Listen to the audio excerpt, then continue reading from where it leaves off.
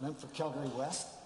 Thank you, Mr. Speaker. Last week we saw the NDP government take an unprecedented measure by folding an independent arm's-length organization back into the ministry. Emera provided a scientifically structured, industry-funded watchdog over energy development. However, the minister says that it costs too much.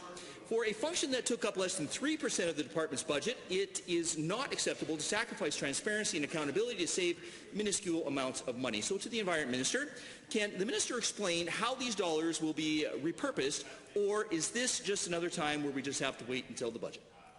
Minister of Environment and Parks.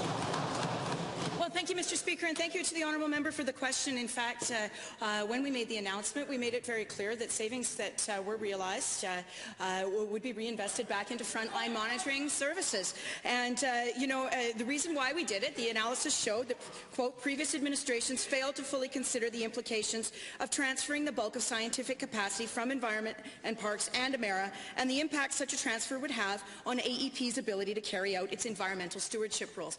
That's why we made the decision, Mr. Speaker. We'll be reinvesting those dollars back into monitoring. First supplemental. Thank you, Mr. Speaker. To the same minister, given that you said in your press conference that this measure to roll an independent arm's-length body into two ministry-led panels will save money, and given that you also outlined all money saved will be recycled back into the environmental monitoring, evaluation and reporting, which one is true, Minister? Are you saving money, or are you actually spending the same amount? Honourable Minister. I'm sorry, but the honourable member just actually doesn't understand the structure of the issue here. We have a science advisory panel which advises the chief scientist on gaps in a peer-reviewed fashion.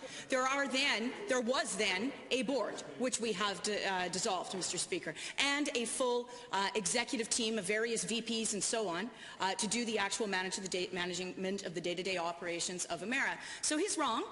We're right, and that's really the explanation.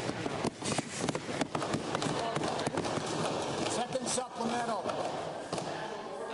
Wow, that's all I can say.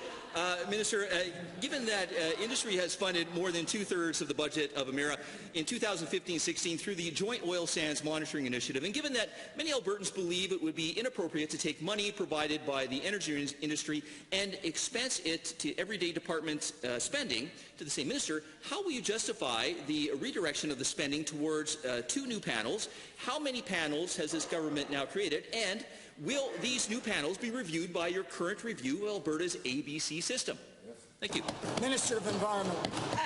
Mr. Speaker, you have to forgive me. I think it's a little weird that the previous government is asking me about how many panels when they were the ones who put them in the legislation in the first place. And so it's the Science Advisory Panel, the Traditional Knowledge Panel, which will report to Albertans. They will flag various gaps in analysis and data and so on with the chief scientist. They will report to Albertans on the matter. And, I'll just read from what the McMurray-Métis have said. The mandate was wrong from the get-go. Core issues that were frequently raised by McMurray-Métis and other communities just never made it into their mandate. Emera needed to change. There you have it.